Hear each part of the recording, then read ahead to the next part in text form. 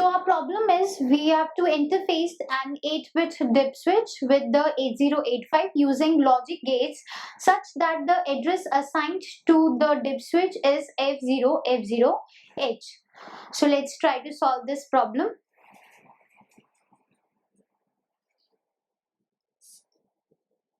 Here in the question we are given that the address assigned to the dip switch, it is F0 F0H. So this address, it is a 16-bit address, and dip switch, it is an input output device. So 16-bit address we are using for addressing this 8-bit dip switch. It means that here we are using the memory mapped input output interfacing.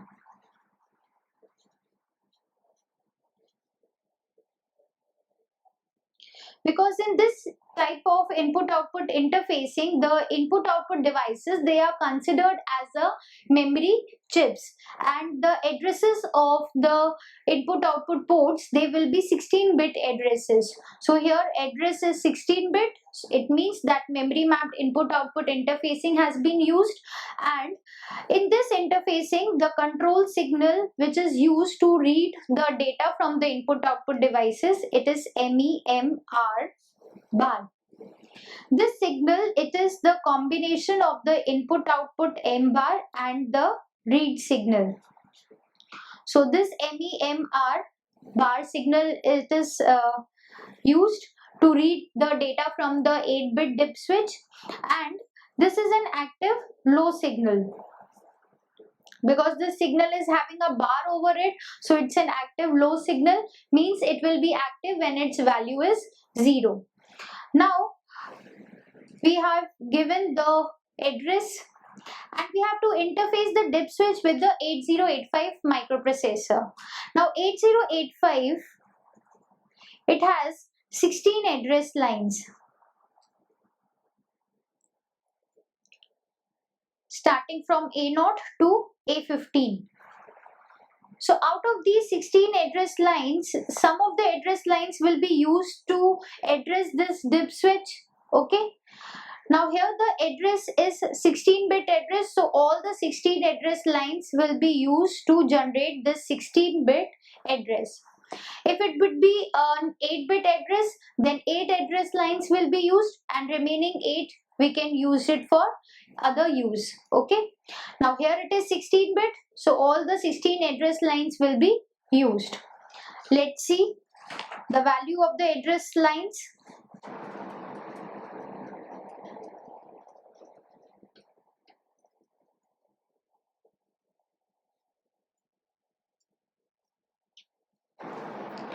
The address given to us is F0 F0. So for F we will have 1 1 1 1. For 0 we will have 0 0 0 0. Again for F will be have 4 times 1, and for 0 we will have 4 times 0. So if we write the address here, A15 will be 1 1 1 1. A11 to A8 will be 0 0 0 0. Then again 1, and then again 4 times 0. So it will be F, this will be 0, this will be again F, and this will be 0. So the address is F0 F0. So this will be the value of all the 16 address lines.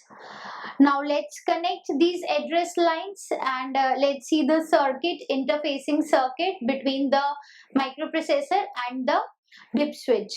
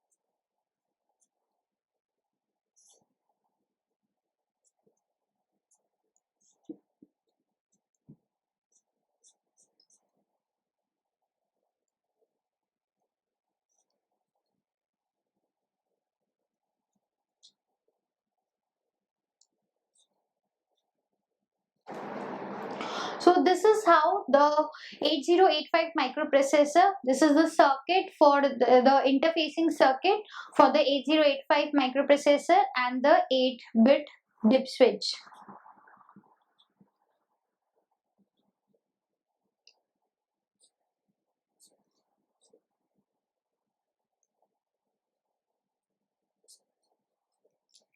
We have connected here the buffer 74LS244, and this buffer is used to read the data from the dip switch and available that data on the data bus.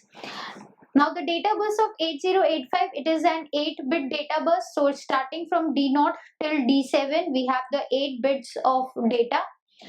And here we have the 16 address lines starting from A0, then A1, A2, A3, A4, A5, A6, then A7, A8, A9,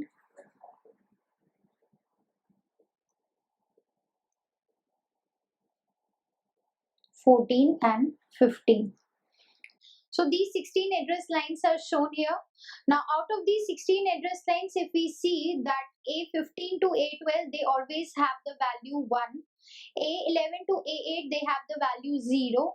A7 to A4 have value 1, and A3 to A0, they have 0 values. So A0 to A3, they are having 0 values. So inverters are connected with it so that the output of inverter is 1. The input is 0, so output is 1. Here we have 0, so output is 1. Okay. Now A7 to A4, they are always 1. So A7 to A4, they will have the value 1 here. So 1 will be available, and the output of the AND gate will be 1. Okay. Because all the inputs are 1, so the output of the AND gate, here we have used an AND gate. So output will be 1 for this. Then similarly for A15 to A12, we have always 1, and for A11 to A8, because they have the value 0, so we will connect inverter with it. So input is 0, 0, 0, 0. Inverter is there, so 1, 1, 1 will be there. The work of the inverter is to, if we apply the input as 0, then output will be 1. If we apply input as 1, then output will be 0. And the values A15 to A12, they have 1. So all the lines are 1, so the output of this AND gate will be 1. Now here we have the line MEMR and bar over it. This is the memory read signal. So this signal will be 0. So the inverter is there, so output will be 1. So here the third input line to this NAND gate is 1. Here we have connected a NAND gate. So the output of this NAND gate will be 0, and this 0 will be supplied to the 1G bar and 2G bar lines. So if this address is given as an input or as an address will be available on this address line, then this buffer will be activated, and this buffer is going to provide the input lines, because the input is there is the dip switch. So the data which is available on the data bus, it will be either because here we are using the memory read signal, so the data will be read.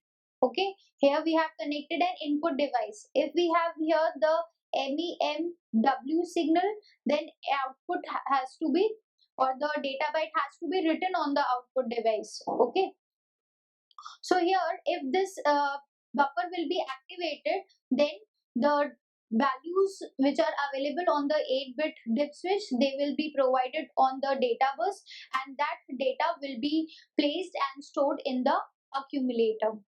So this is how an 8-bit dip switch, it can be interfaced with the 8085 microprocessor using the memory mapped input output interfacing. In the question we were given the 16-bit address, so the type of interfacing we have used is the memory mapped input output interfacing, and signals we have used are the memory signals. Okay. So in this problem, we have done the interfacing of 8-bit dip switch with the 8085. So I hope that this problem is clear to you, and you can solve the problems based on the interfacing of input output devices with the 8085. Thank you.